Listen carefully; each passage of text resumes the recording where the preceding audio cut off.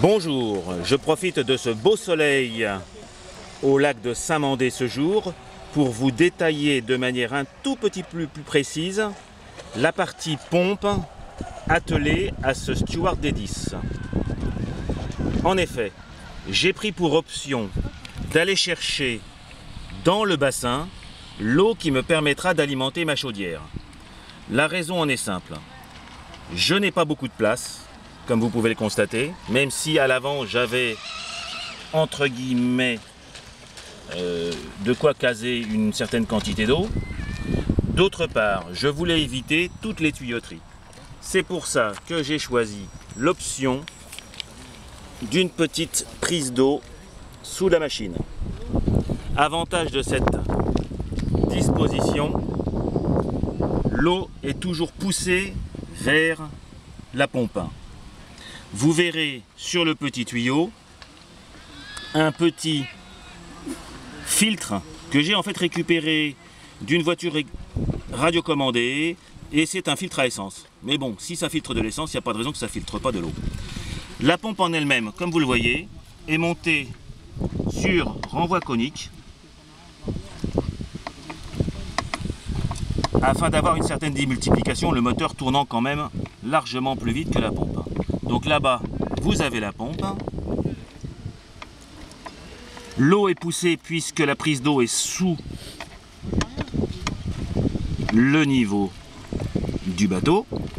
Et j'alimente automatiquement la pompe. Pour être sûr que je démarre correctement, en début de navigation avec une petite Bruxelles, comme vous le voyez là, j'ouvre la bypass et je vérifie qu'ici, au niveau de sa petite sortie, j'ai les crachouillis qui vont bien.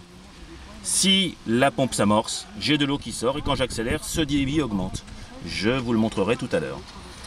Voilà, bah écoutez, je vais mettre en chauffe, mes amis sont là. On va pouvoir essayer ce bateau dans des conditions de vent légèrement moins pires que celles que j'ai eues hier à Tillé-le-Peineux. Et je vais aussi profiter de cette expérience, c'est quand même, vous voyez, une expédition pour venir au lac. Je vais profiter pour mesurer l'autonomie de mon bateau, sachant que là, par exemple, le niveau eau est à 5 mm du bord, j'ai mis 1 litre utile. Le tank à gaz me prend une demi-bouteille de ce que vous connaissez, ces bouteilles de 360 ou 330 grammes. Alors je précise qu'avec un brûleur de 450 grammes/heure, la règle de 3 ne s'applique pas, tout simplement parce que je ne suis pas toujours à fond et que le régulateur me permet de faire des économies lorsque je n'accélère pas. Donc le calcul mécanique n'est pas simplement nombre de grammes par gicleur et donc par brûleur pour trouver l'autonomie.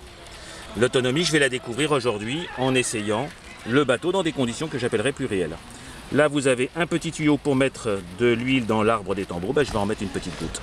Voilà, écoutez, n'hésitez pas, vous connaissez mes adresses et les commentaires que vous pouvez laisser les vidéos. Si vous souhaitez des informations complémentaires, bon, vous avez vu, j'ai un dôme, bon, le sifflet, les systèmes de renvoi, je crois qu'il n'y a rien de merveilleux. J'espère que le problème du point dur se réglera avec le temps, puisque ce moteur n'a qu'une demi-heure de vie, entre guillemets, donc il faut vraiment qu'il tourne.